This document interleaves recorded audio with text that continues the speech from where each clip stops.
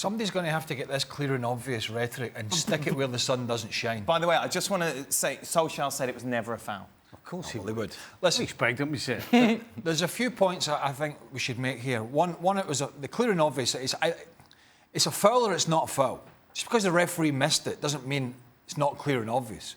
All that nonsense. This is just a nonsense rhetoric that's muddying the waters. One, it was a foul, for sure. But it wasn't a great touch from Origi, but it was a foul. The other thing I've got an issue with, and I've got a big issue with, and I've said this to you before, is refereeing the game from offside. VAR, in my opinion, is there to assist the referee to make the right decision, i.e. go to a monitor and make a decision, Martin Atkinson, did I get that right or wrong? So the game's actually been refereed from Stockley Park in London. The third thing I would want to say about the VAR is I think England is far and away the worst country at the moment in muddying the waters with this technology. Yeah. I think they use it the poorest and they're making it more cloudy for supporters than any other country in the world. That's how bad I think they're getting at it. Frank, coming to you, Steve. Frank, do you agree? Do you think this goal should have been chalked off because of the foul? Of course. And I was a defender, and I know when you kick somebody and when he hurts and when he doesn't. I think he really hurt Origi, and he should have been a free kick. But I want to answer to Craig. Don't worry, Craig. In France, we think that we are the poorest in the world, and we don't know how to use the VAR.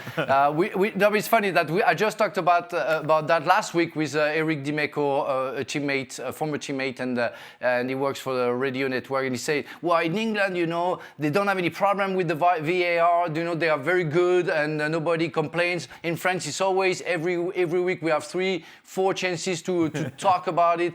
Well, I want to show to Eric what happened this weekend with De Bruyne, of course, with Dele Alli, with Origi. I mean, that's what I think, and maybe the only solution you can have is having former football player in front of the television in the studio to work with the VAR. I think the referees, if they don't know and they never played football, they cannot understand sometimes some fouls. Because they don't feel it.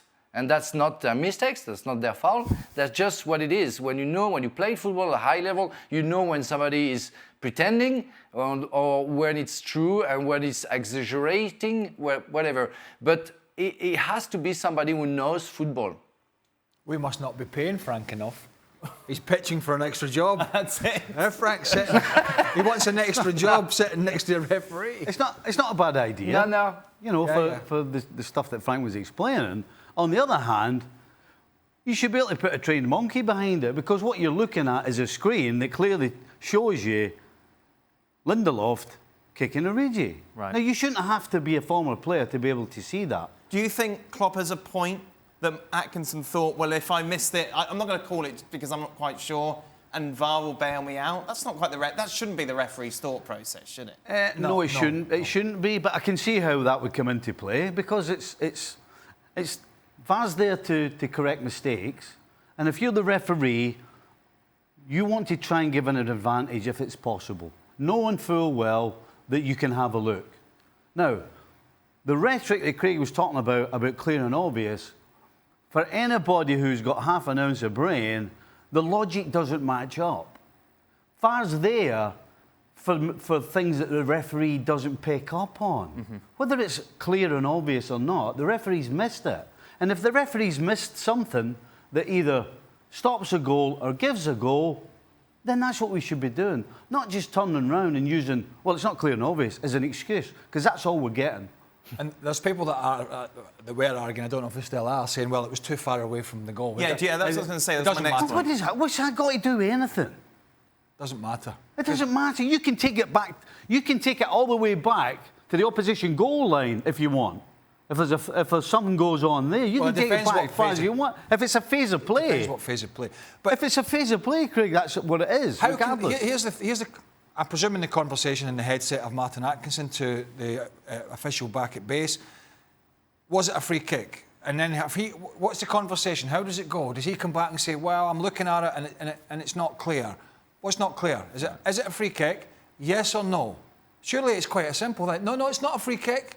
Or yes, it is a free kick. Right. There's not a middle ground here. Well, he's kicked him, but I don't think he's kicked him hard enough, and I can't figure it out. It's not. I mean, it is just the rhetoric is spoiling the decisions as much as the officials themselves. And the official, 100%, the guy who's in charge of the game should be the one making the final decision, not some numpty sitting somewhere miles away on a screen. Who's also a referee as well. It's not just... I'm just he's saying... in charge. It's not just somebody off the street. Again, but my point is it should the be game's obvious. then been refereed from offside. Yeah. Whether the game should be aided and abetted from offside, but not refereed from offside. And that effectively is how they're operating it in England at the moment.